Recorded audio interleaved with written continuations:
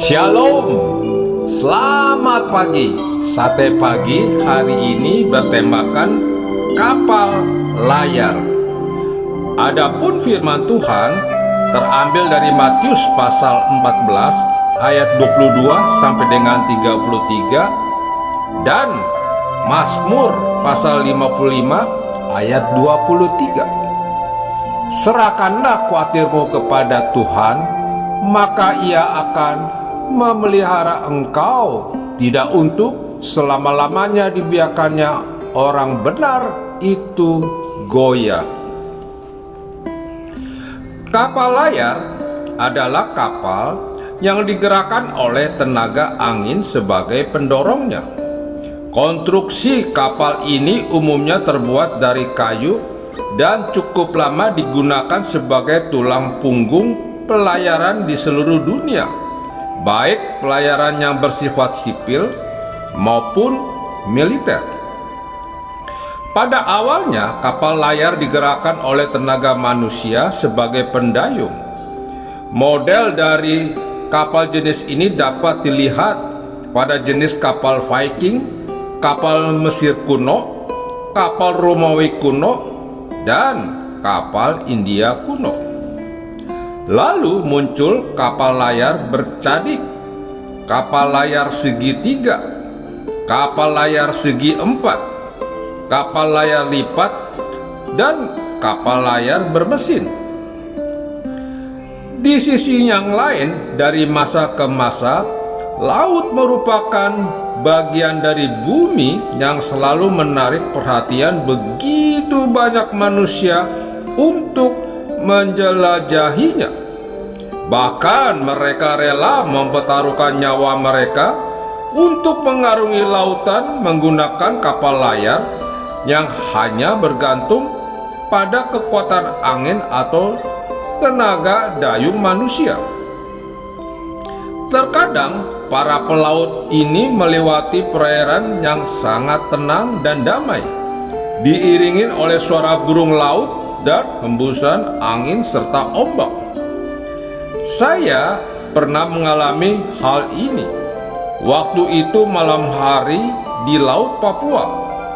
Saya berbaring dan menikmati suasana laut yang tenang dan menatap ribuan bintang yang indah di langit malam dari atas kapal. Namun ada kalanya juga para pelaut harus menghadapi krisis ketika ombak dan badai besar menyerang. Mereka harus berusaha mati-matian untuk mengendalikan kapal dan menjaga keseimbangannya agar tidak terbalik dan menggelamkan mereka di lautan ganas yang sedang mengamuk tersebut. Saat ini kita semua sedang berada di atas kapal kehidupan kita masing-masing. Kenyataannya, kita tidak selalu menghadapi laut yang tenang dan damai. Seringkali lautan kehidupan yang kita arungi mengamuk dan membuat kapal kita terombang-ambing. Bahkan kita terancam tenggelam. Bagaimanakah kita harus menghadapi ombak lautan yang mengamuk ini? Ingatlah kembali peristiwa ketika murid-murid Yesus sedang mengalami hal yang serupa. Mereka sangat ketakutan dan panik. Dan di tengah kekacauan itu, datanglah Yesus berjalan di atas air di tengah kegelapan malam dan ombak besar. Ketakutan dan kepanikan membuat mereka buta dan tidak mampu melihat Tuhan. Pertolongan yang datang darinya terlewat dari mata mereka, sehingga mereka melihat Yesus sebagai hantu. Jangan sampai kita mengalami ini. Sebaliknya, ketika perahu kehidupan kita sedang diterjang badai, pandanglah kepada Yesus, kenalilah dirinya. Dia bukan hantu, melainkan Tuhan. Percayalah kepadanya, andalkanlah Dia. Dia sumber pertolongan dan pengharapan kita, bukan pembawa teror. Ketika kita mengambil keputusan untuk percaya kepada Yesus, lakukanlah dengan sepenuh hati. Yakinlah bahwa Dia sanggup mengadakan mujizat bagi kita. Tidak ada yang mustahil bagi Dia. Serahkanlah segala kekhawatiran kita ke dalam tangannya, dan badai seganas apapun dapat ditenangkannya. Amin. Mari kita berdoa. Bapa Surgawi, aku tidak akan ragu lagi pada pertolongan-Mu. Aku tidak akan takut lagi terhadap badai besar yang menerpa hidupku. Di dalam nama Tuhan Yesus, aku berdoa.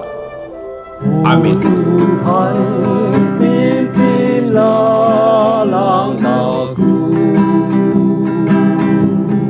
Ku tak berani jalan sendiri. Serta-Mu itulah doaku.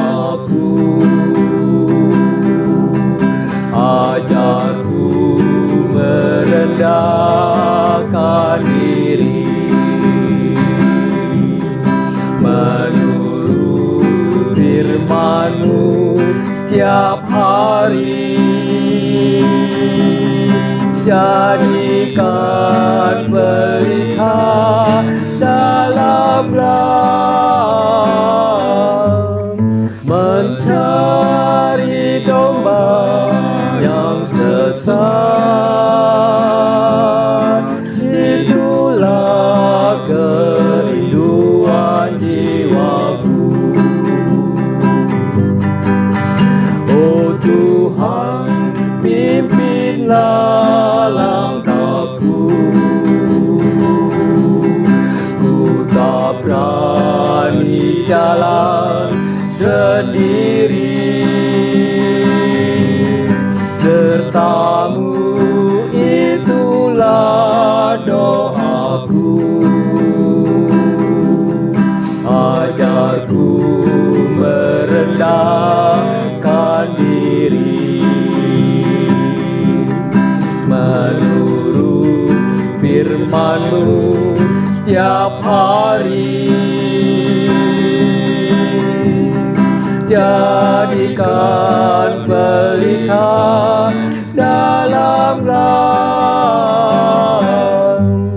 mencari domba yang sesat.